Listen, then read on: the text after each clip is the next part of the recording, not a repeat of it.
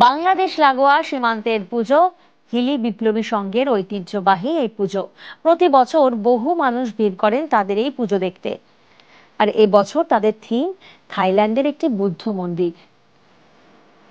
অনুপ প্রতিনিধি আমাদের সঙ্গে রয়েছেন, সরাসরি অনুপের কাছে যাব। অনুপ, নবমীর শুভেচ্ছা জানাই তোমাকে। এবং অপরূপ এক থিম এখানে, থাইল্যান্ডের একটি বুদ্ধ মন্দির। তবে অন্য বিষয়ের দিকে একটু নজর রাখি, কারণ বিভিন্ন জেলায় ইতিমধ্যেই বৃষ্টি শুরু হয়ে গেছে, কলকাতাতেও বৃষ্টি হচ্ছে। এখানকার ওয়েদারটা ঠিক কেমন এখন?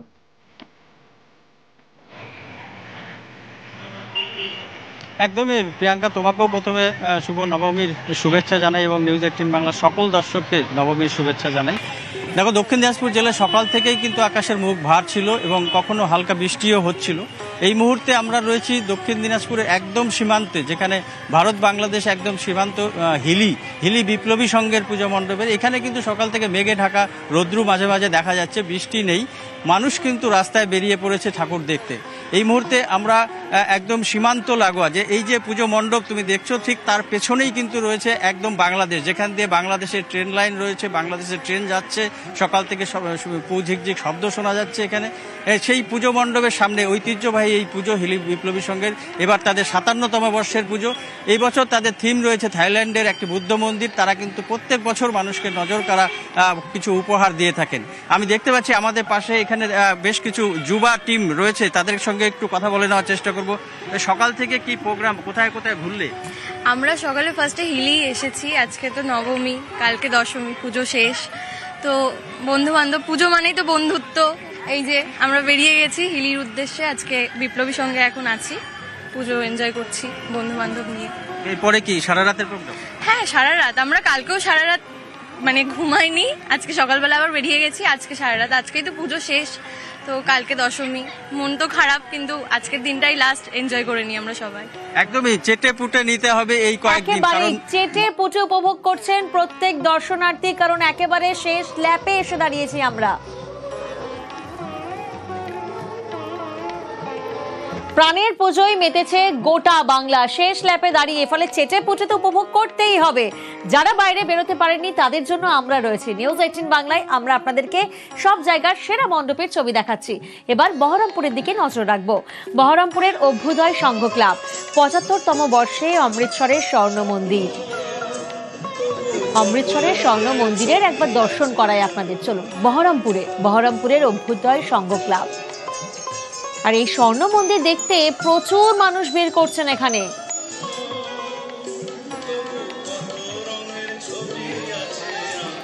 প্রণব প্রতিনিধি আমাদের সঙ্গে রয়েছেন। প্রণব, নবমীর শুভেচ্ছা জানাই তোমাকে। সকালে তো বৃষ্টি হয়েছে এখানে, কিন্তু এখন ওয়েদারটা কেমন?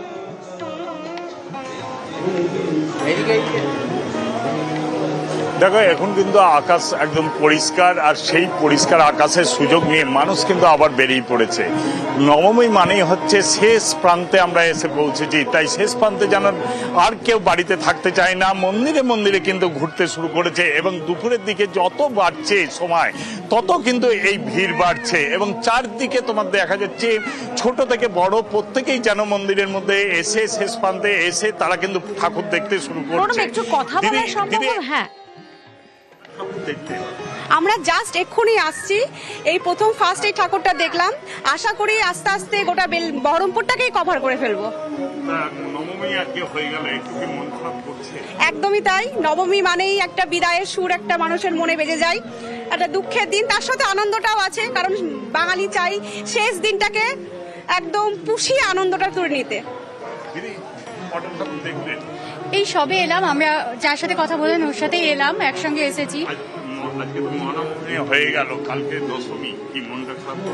সে তো করবেই, সবাই করবে। একটা বিদায়ের সুর, বিদায়ের সম্ভাবনা, মানে কাল গেলেই সব শেষ, মায়ের বিদায়, বিসর্জন পালা। দেখো, কালকে এই দশমী, সেই কারণে বিদায়, মনটাও খারাপ। তার মধ্যে থেকেও কিন্তু চলে এসেছে দুপুরবেলাতে সমস্ত কিন্তু পূজা মণ্ডপে ঘুরছেন দর্শনার্থীরা, এবং যত সময় বাড়ছে তোমার তত কিন্তু ভিড় বাড়ছে। এবং বিশেষ করে গ্রামাঞ্চলের মানুষ যারা বহরমপুরমুখী, তারা কিন্তু তোমার বহরমপুরের দিকে যে সমস্ত ঠাকুরগুলো দেখা এখনো পর্যন্ত হয়নি, তারা কিন্তু প্রত্যেকেই কিন্তু আসছেন এবং মণ্ডপে তারা ঠাকুর দেখছেন। আমি আরো একজনের সঙ্গে কথা, দিদি কটা ঠাকুর দেখছেন? এই নিয়ে হয়ে যাচ্ছে, একটু কি মনটা খারাপ হচ্ছে? অবশ্যই মন তো খারাপ হবেই, প্রতি বছর হয়, এবছরও হচ্ছে। ভারাক্রান্ত মন আমরা- নিয়ে প্রত্যেকে আমরা শুনলাম যে একেবারেই প্রণব বোঝাই যাচ্ছে এবং বিভিন্ন জায়গার ছবি আপনাদেরকে দেখাচ্ছি। আর এবার মহিষাদলের আদি সর্বজনীন দুর্গোৎসব কমিটির পুজো। সুজিত প্রতিনিধি আমাদের সঙ্গে রয়েছেন, সরাসরি সুজিতের কাছে যাই। সুজিত, নবমীর শুভেচ্ছা জানাই তোমাকে। আমরা কথা বলছিলাম বিভিন্ন জেলায় আমাদের প্রতিনিধিরা রয়েছেন, ভারাক্রান্ত মন, বিদায়ের সুর, কিন্তু সেই সুর মনে বাজতে থাকলেও এখনো মণ্ডপমুখে কিন্তু প্রত্যেকেই উপচে পড়া ভিড়। এখানকার কি ছবি? দেখো, তোমাকেও নবমীর শুভেচ্ছা জানাচ্ছি প্রিয়াঙ্কা, এবং একই সঙ্গে জানাই যে জায়গায় দাঁড়িয়ে রয়েছি সেটা মহিষাদলের শহীদ বেদির তলে, এবং সেটা কিন্তু এই যে জায়গা 1942 সালে এই পুজোর উদ্বোধন হয়েছিল বা সূচনা হয়েছিল, তা করেছিলেন কিন্তু বিপ্লবীরা। দেশ তখনও পরাধীন, এবং সেখানেই দাঁড়িয়ে তারা শক্তি পুজো করেছিলেন। সেই পুজোর মাতৃরূপ আমি পিন্টুকে বলবো দেখাতে, একই সঙ্গে মঞ্চ যেভাবে সাজিয়ে তোলা হয়েছে মণ্ডপটি, সেটাও দেখাতে বলবো, কারণ মায়ের মুখ সারা মণ্ডপে। একই সঙ্গে বাইরে বৃষ্টি চলছে, ভেতরে দেখতে পাচ্ছি দর্শনার্থীরাও এসছেন। সেরকম মানুষের সঙ্গে কথা বলবো। কোথা থেকে এসছেন? মহিষাদলের জগন্নাথপুর থেকে। এই যে ঠাকুর বৃষ্টির মধ্যে আটকে পড়েছিলেন? হ্যাঁ, কোথায়? ওই রবীন্দ্র পাঠাগারে। তারপর এলেন? হ্যাঁ, তারপর বৃষ্টি থামতেই আর আবার বেরিয়ে পড়েছি। ঠাকুর দেখছেন, কেমন লাগছে? ভালো লেগেছে, প্রত্যেক বছরই আসি, ভালো লাগছে। কতগুলো ঠাকুর দেখবেন? পুরো মহিষাদলটাই টোটো নিয়ে বেরিয়েছি। তাই? হ্যাঁ, ভালো লাগছে তো? ভালো লাগছে। ভালো লাগছে, এবং এই ভালো লাগার একটা বিষয় আছে এখানে কিন্তু হয়তো আড়ম্বর খুব বেশি থাকে না, কিন্তু ইতিহাস রয়েছে প্রিয়াঙ্কা, একটু শোনাতেই হয়। 1942 সালে কারা এটা পুজোর সূচনা করেছিলেন? 1942 সালে যারা স্বাধীনতা সংগ্রামী ছিলেন, দেশ পরাধীন, দেশকে স্বাধীন করার জন্য যারা সংকল্প নিয়েছিলেন, তাদেরই কিছু মানুষ উদ্যোগ নিয়ে একেবারেই সার্বজনীন দুর্গোৎসব তারা শুরু করেছিলেন।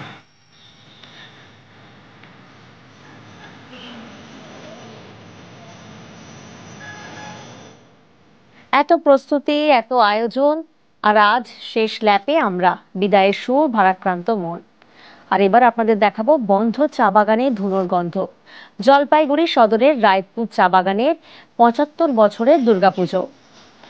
সালটা 2018 সাল থেকে চা বাগান বন্ধ, আর কাজ হারিয়েছেন 650 শ্রমিক। কিন্তু শ্রমিকরা দুর্গাপুজো বন্ধ করেননি। তাদের আশা, মা একদিন মুখ তুলে তাকাবেন। বন্ধ চা বাগানে তাই প্রতি বছর ঢাকের বাদ্যি বাজে।